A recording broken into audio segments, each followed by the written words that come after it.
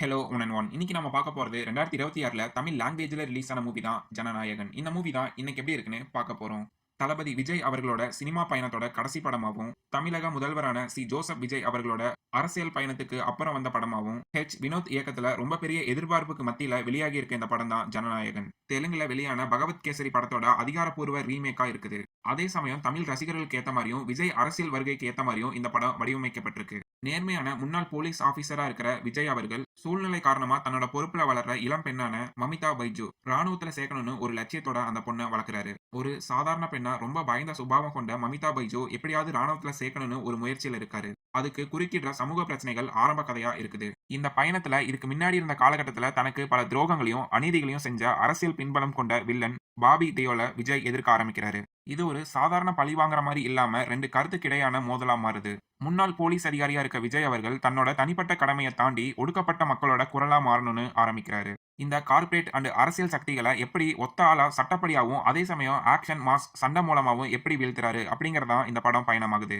அந்த பொண்ணு ராணுவத்துல சேரணுங்கிறத எப்படி வெற்றிகரமா முடிச்சாங்க, மக்களோட ஜனநாயகனா அவர் எப்படி உருவெடுத்தாரு, அந்த பின்னணி என்ன, இதுதான் தியேட்டர்ல பார்க்க வேண்டிய மீதி கதையா இருக்கு. படத்தோட பாசிட்டிவ்னு பார்க்கும்போது விஜய் அவர்கள் படத்தை ஒத்த ஆளா தாங்கி பிடிச்சிருக்காருன்னு தான் சொல்லணும். அவரோட அந்த மெச்சூரான நடிப்பு, கம்பீரமான வசன உச்சரிப்பு இது படத்துக்கு ரொம்ப பெரிய பிளஸ் அமைஞ்சிருக்கு.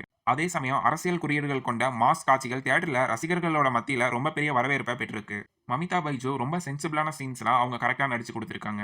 ஜெயில் அதிகாரியா வர கௌதம் வாசுதேவ் மேனன் கம்பீரமான தமிழ்ல பேசி படத்துக்கு ஒரு பெரிய பிளஸ் சேர்த்திருக்காருன்னு தான் சொல்லணும். பூஜா ஹெக்டே தனக்கு கொடுக்கப்பட்ட அந்த லவ் அண்ட் இயல்பான சீன்ஸ் எல்லாம் கரெக்டா பண்ணிருக்காங்க.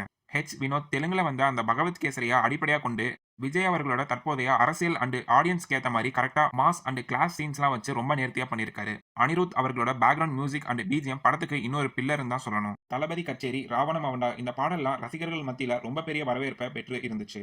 கேவிஎன் ப்ரொடக்ஷன் பிரம்மாண்டமான தயாரிப்பு செலவுல இந்த படத்தை பண்ணிருக்காங்க.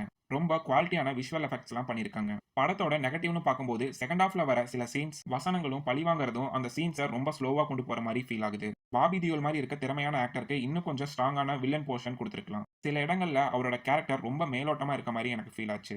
ஒரு ரீமேக் படம் அப்படிங்கறதுனால அடுத்தடுத்து என்ன நடக்க போறங்கிறது ஈஸியா நம்ம ஜட்ஜ் பண்ற மாதிரியே இருக்குது. பல சீன்ஸ் வழக்கமான தமிழ் சினிமால இருக்க ஃபார்முலா மாதிரி தான் பண்ணிருக்காங்க.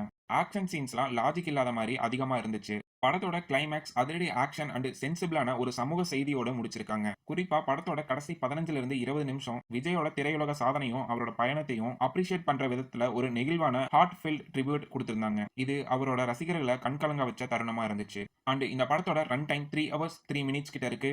இந்த படத்துக்கு நான் தர ரேட்டிங் 5க்கு 3.25. இந்த படம் ஆக்ஷன் ரீதியாவும் அரசியல் ரீதியாவும் நல்லாவே பண்ணிருக்காங்க. இந்த படத்தை கண்டிப்பா ஒரு டைம் தியேட்டர்ல பார்க்கலாம். அண்ட் விஜய் ரசிகர்கள் கண்டிப்பா இந்த படத்தை மறக்காம பாருங்க. அடுத்த வீடியோல சந்திப்போம். அன்டில் தென் கீப் வாட்சிங், கீப் சில்.